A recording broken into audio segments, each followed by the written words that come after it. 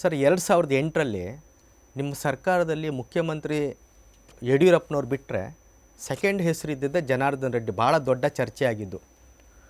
ಬಹುಶಃ ಯಡಿಯೂರಪ್ಪನವರ ಕಾಲಾವಧಿ ನಂತರ ಬಹುಶಃ ಮುಖ್ಯಮಂತ್ರಿ ಸ್ಥಾನ ಅಲಂಕರಿಸ್ಬೋದು ಅಂತ ಹೇಳಿದ್ರೆ ಅದು ಬಿ ಜೆ ಪಿಯಲ್ಲಿ ತಾವಿದ್ದರೆ ಜನಾರ್ದನ್ ರೆಡ್ಡಿ ಅಂತ ಆ ಥರದ ಒಂದು ನಾಯಕತ್ವ ಇತ್ತು ತಮ್ಮದು.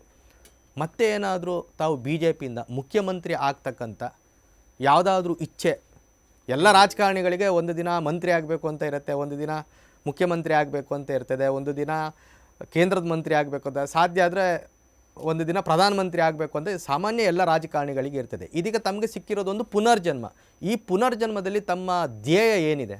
ನೋಡಿ, ಖಂಡಿತವಾಗ್ಲೂ ಕೂಡ ತಾವು ಹೇಳಿದಾಗೆ ಭಾಳಷ್ಟು ಮಂದಿಲ್ಲ ಭಾವನೆಗಳಿರ್ಬೋದು. ಈ ಹಿಂದೆ ಕೂಡ ನಾನು ಯಾವತ್ತೂ ಕಾಂಗ್ರೆಸ್ ಪಕ್ಷದಿಂದ ರಾಜಶೇಖರ ರೆಡ್ಡಿ ಅವ್ರ ಮೂಲಕ ನನ್ನ ಮೇಲೆ ಒತ್ತಡ ಬಂತು.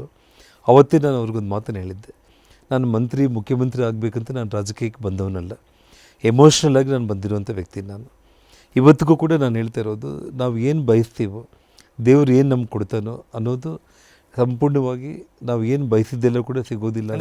ರಾಜಕಾರಣ ಮಾಡ್ತಾ ಇಲ್ಲ ಯಾವುದೇ ಕಾರಣಕ್ಕೂ ಕೂಡ ನಾನು ಪಕ್ಷಕ್ಕೆ ಇವತ್ತೇನು ಪಕ್ಷ ನನಗೆ ಜವಾಬ್ದಾರಿ ಕೊಡುತ್ತೆ ಆ ಜವಾಬ್ದಾರಿನ ಪ್ರಾಮಾಣಿಕವಾಗಿ ನಾನು ನಿಭಾಯಿಸೋದಕ್ಕೆ ನಾನು ಕೆಲಸ ಮಾಡ್ತೀನಿ ವಿನಃ ಯಾವುದೇ ಒಂದು ಆಸೆ ಆಕಾಂಕ್ಷೆಗಳನ್ನ ಇಟ್ಕೊಂಡು ಒಂದು ಗೋಲ್ ಇಟ್ಕೊಂಡು ನಾನು ಹೀಗೆ ಮಾಡಬೇಕು ಅನ್ನೋ ಪ್ರಯತ್ನ ನಾನು ಮಾಡಲ್ಲ. ನಾನು ಸರ್, ಈಗ B J P J D S ಇದ್ದ ಏನು ಲಾಭ ನಷ್ಟ ಸರ್? ಜಸ್ಟ್ ಇದೆಲ್ಲದನ್ನು ನಾವು ಕುಮಾರಸ್ವಾಮಿಯವರು ತಮಗೆ ಭಾಳ ಆತ್ಮೀಯ ಮಿತ್ರರು. ಒಂದು ವಿಷಯ ನಾನು ವಿನಯ್ ಕೇಳುವುದೇನಂತಂದರೆ, ಭಾರತೀಯ ಜನತಾ ಪಕ್ಷ ಇವತ್ತು ಇಡೀ ದೇಶದಲ್ಲಿ ತನಗೆ ಸ್ವಂತ ಬಲ ಶಕ್ತಿ ಇದ್ದರೂ ಕೂಡ ಯಾರಾದರೂ ಕೂಡ ಅವರು ಬಯಸಿ ಭಾರತೀಯ ಜನತಾ ಪಕ್ಷದ ಜೊತೆಯಲ್ಲಿ ಸ್ನೇಹ ಮಾಡಬೇಕು ಅಂತಂದಾಗ ಅದನ್ನು ಅವ್ರು ಯಾರು ನಿರಾಕರಣೆ ಮಾಡ್ತಾಯಿಲ್ಲ. ರಾಜಕೀಯದಲ್ಲಿ ಎಲ್ಲರೂ ಬೇಕು. ಹಾಗಾಗಿ ಇವತ್ತು ಜೆ ಡಿ ಎಸ್ ಪಕ್ಷದ ಜೊತೆಯಲ್ಲಿ ಭಾರತೀಯ ಜನತಾ ಪಕ್ಷ ಏನು ಅಲಯನ್ಸ್ ಆಗಿದೆ, ಎರಡೂ ಪಕ್ಷಗಳು ಸೇರಿ ಖಂಡಿತವಾಗ್ಲೂ ಕೂಡ ರಾಜ್ಯದಲ್ಲಿ ಹೊಸ ಇತಿಹಾಸ ಅಂತಂದರೆ 28ಕ್ಕೆ 28 ಸೀಟ್. ಕಳೆದ ಬಾರಿ ಬಿ ಜೆ ಪಿ 25 ಸೀಟ್ ಗೆದ್ದಿತ್ತು, 2 ಜೆ ಡಿ ಎಸ್ 1 ಕಾಂಗ್ರೆಸ್. ಈ ಬಾರಿ ಕಾಂಗ್ರೆಸ್ಗೆ ಆ 1 ಸೀಟ್ ಕೂಡ ಸಿಗಲ್ಲ. ಸರ್, ಕರ್ನಾಟಕದಲ್ಲಿ ಎಷ್ಟು ಸೀಟ್ ಕಾಂಗ್ರೆಸ್ ಬರುತ್ತೆ, ಎಷ್ಟು ಸೀಟ್ ಬಿ ಜೆ ಪಿ ಬರುತ್ತೆ ಸರ್? ನಾನು ಎಷ್ಟು ಸೀಟು ಕಾಂಗ್ರೆಸ್ ಅನ್ನೋ ಪ್ರಶ್ನೆಯಲ್ಲಿ ಉದ್ಭವ ಆಗಲ್ಲ ಸರ್.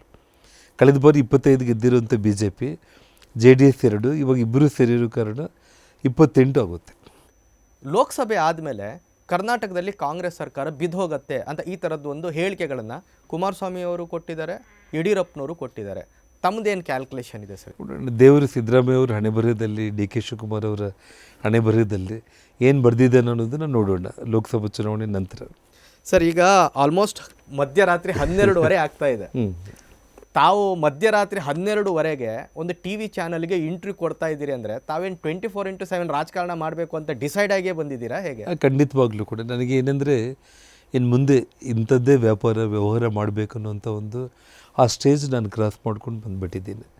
ಮಕ್ಕಳಿಬ್ಬರು ದೊಡ್ಡವರಾಗಿದ್ದಾರೆ, ಇಬ್ಬರು ವಿದ್ಯಾವಂತರು, ಇಬ್ಬರು ಅವರವರು. ಇವತ್ತು ಮಗಳು MBA ಮಾಡಿದ್ದಾಳೆ, ಲಂಡನ್ನಲ್ಲಿ ಡಿಗ್ರಿ ಮಾಡಿ MBA ಮಾಡಿ ಮದುವೆ ಆಗಿದೆ, ಒಂದು ಒಳ್ಳೆ ಮನೆತನಕ್ಕೆ ಹೋಗಿದ್ದಾಳೆ, ಒಳ್ಳೆ ವ್ಯಾಪಾರಸ್ಥರ ಕುಟುಂಬಕ್ಕೆ ಸೇರಿಕೊಂಡಿದ್ದಾಳೆ. ಮಗ ಲಂಡನ್ನಲ್ಲಿ ಡಿಗ್ರಿ ಮುಗಿಸ್ಕೊಂಡು ಬಂದು ಇವತ್ತು ಸಿನಿಮಾ ಮಾಡ್ತಾಯಿದ್ದಾನೆ. ಜೂನ್ ತಿಂಗಳಲ್ಲೇ ಒಂದು ಸಿನಿಮಾ ಕೂಡ ರಿಲೀಸ್ ಆಗುತ್ತೆ. ಸೊ ಮಕ್ಕಳು ಸ್ವಶಕ್ತಿಯಿಂದ ಬದುಕುವಂಥದ್ದನ್ನು ಆಲ್ರೆಡಿ ಕಲ್ತಿದ್ದಾರೆ ಅವರು. ಸೊ ನನಗೆ ಇನ್ನೇನಿದ್ರೂ ಕೂಡ ಇನ್ನು ಸಾರ್ವಜನಿಕ ಬದುಕಲ್ಲಿ ನಾನು ಇವತ್ತು ನಿಮ್ಮಲ್ಲಿ ಕ್ಲಿಯರಾಗಿ ಹೇಳಬೇಕಂದ್ರೆ, ನ್ಯೂಸ್ ಫಸ್ಟ್ ಚಾನಲಲ್ಲಿ ಇವತ್ತು ಅರ್ಧರಾತ್ರಿವರೆಗೂ ಕೂಡ ವಿನಾಯಕ್ ಜೊತೆ ಇಂಟರ್ವ್ಯೂ ಮಾಡಿದ್ದು ಇದೇ ಮೊದಲ ಬಾರಿ. ನಾನು ಇಡೀ ಜೀವನದಲ್ಲಿ ಇದೇ ಫಸ್ಟ್ ಟೈಮು. ಸೊ ನಿಮ್ಮ ಬಾಯಿ ಮಾತಂತೆ ನಾನು 24/7 ರಾಜಕಾರಣಿಯಾಗಿ ಬದುಕಲಿಕ್ಕೆ ನಾನು ಇಷ್ಟಪಡ್ತೀನಿ. ಸರ್, ನನ್ನ ಕೊನೆಯ ಪ್ರಶ್ನೆ, ಇಷ್ಟೆಲ್ಲ ಅಪಘಾತ ಆದಮೇಲೂ ಜನಾರ್ದನ್ ರೆಡ್ಡಿ ಕ್ಷೇಮವಾಗಿದ್ದಾರೆ, ಜೀವಂತ ಇದ್ದಾರೆ ಅಂದರೆ ಯಾವ ಕಾರಣಕ್ಕಾಗಿ?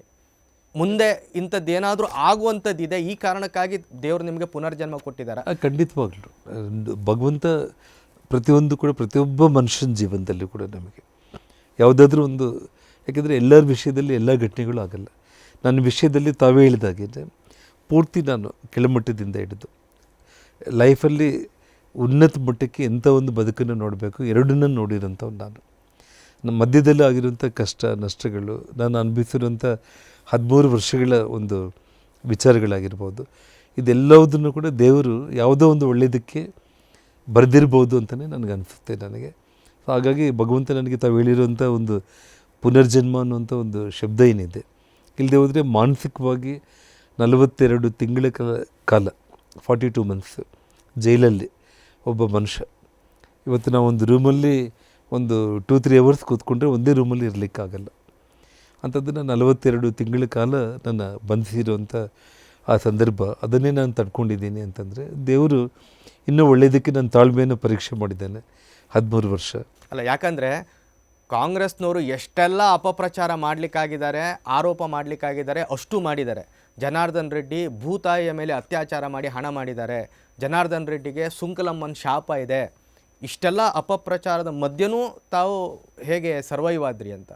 ಅದು ದೇವರು ಕೃಪೆ. ಯಾಕಂದರೆ ನಾವು ಒಳ್ಳೆಯದನ್ನು ಮಾಡ್ಕೊಂಡಿದ್ದರೆ ದೇವರು ಒಳ್ಳೆಯ ಹಾದಿಯಲ್ಲಿ ತಗೊಂಡೋಗಿ ಹೋಗ್ತಾನೆ ಅನ್ನೋದಕ್ಕೆ ಇದಕ್ಕಿಂತ ಉದಾಹರಣೆ ಇನ್ನೊಂದಿಲ್ಲ. ನ್ಯೂಸ್ ಫಸ್ಟ್, ನಿರ್ಭೀತಿಯಿಂದ ನಿಮ್ಮ ಪರವಾಗಿ.